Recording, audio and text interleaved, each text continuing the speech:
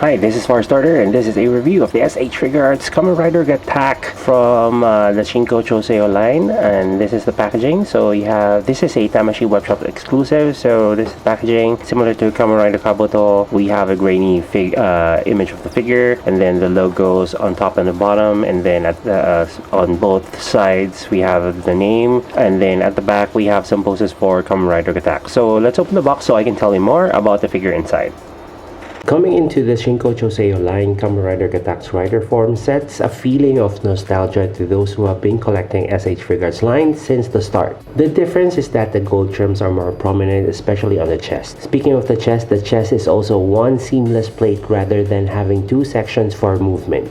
At least the default sector is more detailed and closer to accuracy since Shinkocchou figures technically have a larger frame than its predecessor. Included in the set are just 3 pairs of extra hands, similar to the first version. Aside from that, there is another closed antler version of the Gatack sector and the double caliber. Replacing the sector is also quick and easy, showing a gap when released from the belt. The blades lie top of each other and then interlocked. With this, they create a scissor-like weapon resembling a stag beetle's mandibles for his rider cutting.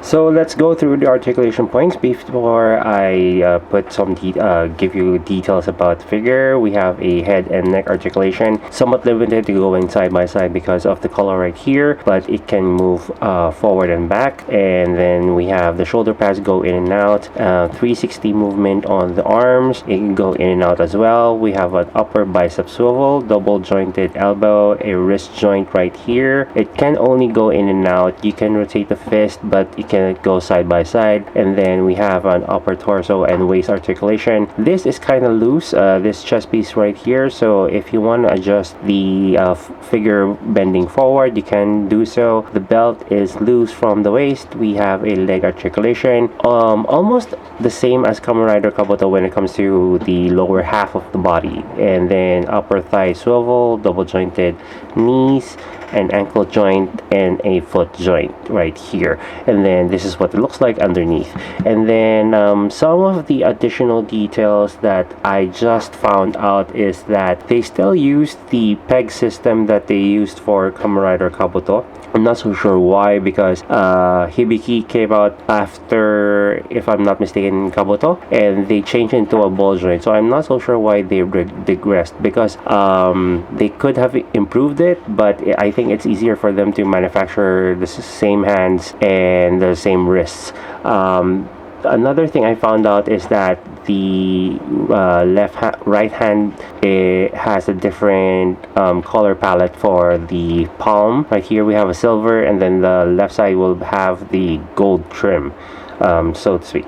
So other than that, I know that this has a lot of improvement in terms of articulation and also paint application, but I wish they have also made something to have a replacement on the shoulder pads, because right now without the blades it really looks awkward. But if they have managed to have a second pair of shoulder pads, that could easily have done something about what the overall figure looks like without, if you have taken out the blades from the shoulders. And other than that, I like the paint application, but it's very simple and something I would expect in Shinkocchou Seihou, especially that they released SH Figuarts Kamen Rider Kabuto. And I wish there could have been improvements on Gatack, but this is what we have in the renewal version, or the premium version of the character in SH Figuarts.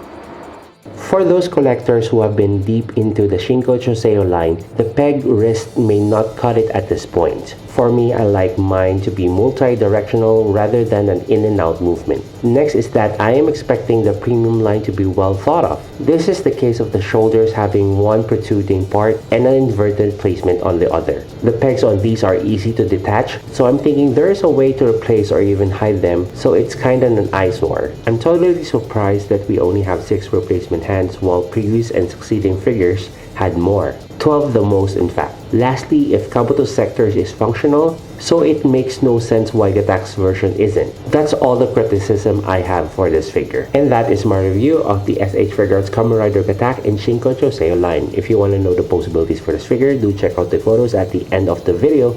And don't forget to like, share this video, and subscribe to this channel for more figure art reviews.